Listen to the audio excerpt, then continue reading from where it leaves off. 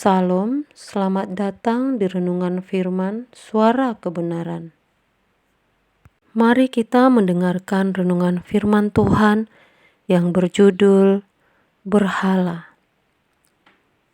Dalam Yohanes 17 ayat 20-21 dikatakan, "Dan bukan untuk mereka ini saja aku berdoa, tetapi juga untuk orang-orang yang percaya kepadaku oleh pemberitaan mereka, supaya mereka semua menjadi satu, sama seperti Engkau ya Bapa, di dalam aku dan aku di dalam Engkau, agar mereka juga di dalam kita, supaya dunia percaya bahwa Engkau yang telah mengutus aku."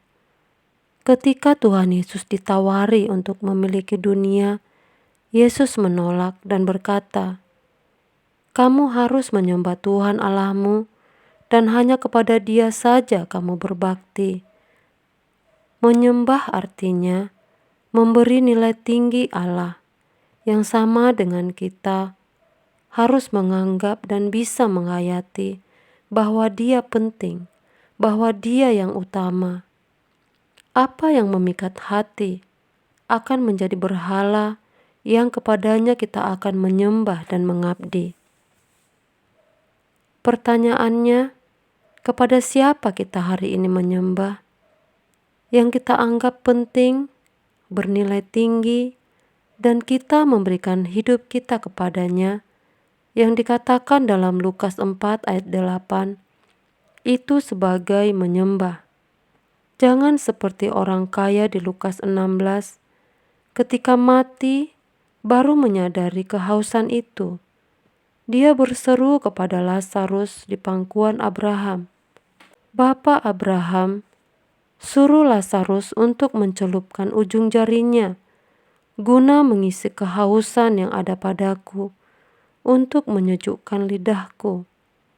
Orang kaya ini tidak menyadari kehausan kudus yang harus dia miliki, karena ia selalu berpakaian jubah ungu dan kain halus. Dan setiap hari ia bersukaria dalam kemewahan. Tidak salah punya uang banyak, punya jubah ungu dan kain halus, tapi jangan memberhalakan. Dunia dengan segala hiburannya telah membutakan mata pikiran kita dan merusak selera rohani kita. Hal itu terjadi kepada banyak orang percaya, termasuk kita dan juga para pendeta, di mana kita ada dalam kebodohan dan kesalahan. Dan untuk keluar dari ikatan dunia ini begitu sulit. Tapi kita harus terus berusaha untuk keluar. Kita harus berjuang secara maksimal. Kita harus mencari Tuhan dengan sungguh-sungguh. Seperti yang dikatakan Yesus, "Berjuanglah memasuki jalan sempit, karena banyak orang berusaha tapi tidak masuk." Pernyataan Tuhan Yesus itu menjawab ketika orang bertanya, "Sedikit sajakah orang yang masuk surga?" Maka setiap hari kita harus serius memandang Tuhan. Tingkat kerusakan hidup kita tinggi. Karenanya, setiap hari kita perlu diperbaikan, perlu pembaharuan dengan ketekunan yang kuat. Ironis, kalau kita tidak menyadari bahwa suatu saat nanti setiap orang akan berdiri di hadapan tahta pengadilan Allah, kita tidak menganggap Tuhan penting, dan ini nampak dari cara bicara dan sikap kita. Teringat akan perkataan Tuhan Yesus, "Wahai, betapa baiknya kalau kamu mengerti apa yang mendatangkan damai sejahteramu." Yesus mengatakan ini terkait dengan hancurnya Yerusalem, karena 40 tahun kemudian setelah Yesus mengucapkan ini, runtuhlah Yerusalem dengan begitu tragis. Hari ini mungkin kita tidak dapat membayangkan betapa mengerikan ketika kita ada di hadapan tahta pengadilan Allah. Jika kita tidak benar-benar berkeadaan menjadi mempelai Kristus, kita tidak serupa dengan Yesus, tapi serupa dengan dunia. Unsur diri kita adalah unsur dunia, bukan unsur rohani.